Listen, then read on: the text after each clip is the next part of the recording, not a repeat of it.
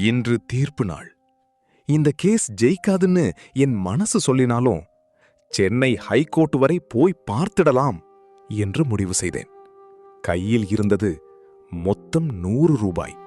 போகவும் வரவும் 80 ரூபாய் ஆகும். அந்த நம்பிக்கையோடு பேருந்தில் ஏறினேன். ஆனா ஆஹா, ஆச்சரியம்! தீர்ப்பு எனக்கு சாதகமாக வந்தது. அந்த சந்தோஷத்தில் ஒரு டீ குடிச்சிட்டு போலாம்னு 10 ரூபாய்க்கு டீ வாங்கினேன்.